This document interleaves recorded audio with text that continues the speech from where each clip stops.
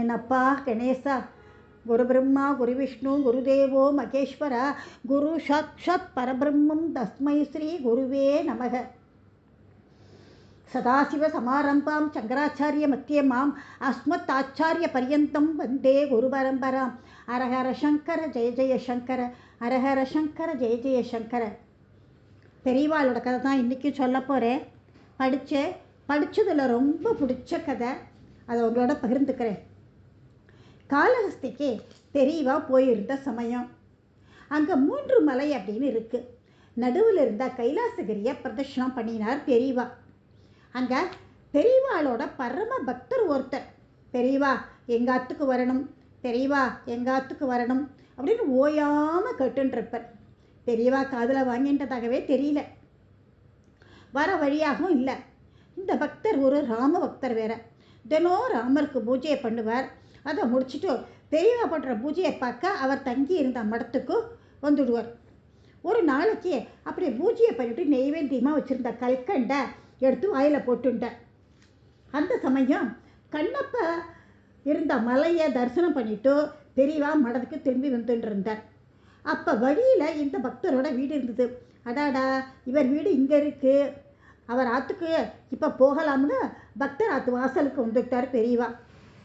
வாசலில் என்ன சப்தம் அப்படின்னு எட்டி பார்த்தா அவ்வளோதான், மூச்சே நுண்ணிடும் போல் ஆயிடுச்சு. ஆச்சரியம் அவருக்கு. கிடுகிடுன்னு ஓடி வரார்.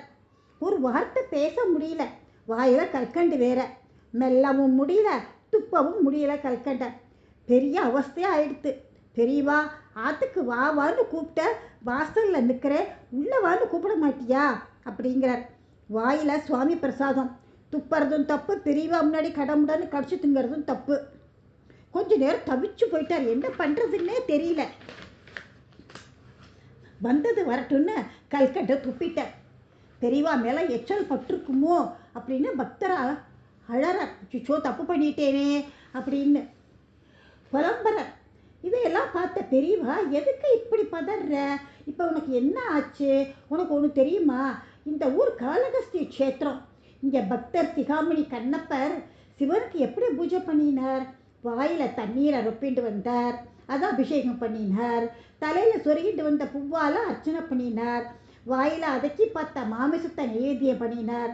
பரமேஸ்வரன் கண்ணப்பனோட பக்தியைத்தான் பார்த்தார், மற்ற எதையுமே தப்பாக நினைக்கவே இல்லை. ஆதிசங்கரர் கூட சிவானந்த நகரியில் ஆனானப்பட்டவர்கள்லாம் செய்த பூஜையெல்லாம் பாராட்டாமல் இந்த காட்டு வேடனின் கலங்கமில்லாத பக்தியைத்தான் பெருசாக சொல்கிறியா, அப்பேற்பட்ட க்ஷேத்திரம் இது, இங்கே எச்சில் தோஷம் ஒன்றும் வராது, உனக்கு அழாத அப்படின்னு அவரை சமாதானப்படுத்திட்டு உள்ளே போனார் பெரியவா. மகா பெரியவா திருவடிகளே சரணம் சரணம். ஹரஹர சங்கர ஜெய ஜெய சங்கர, ஹரஹர சங்கர ஜெய ஜெய சங்கர.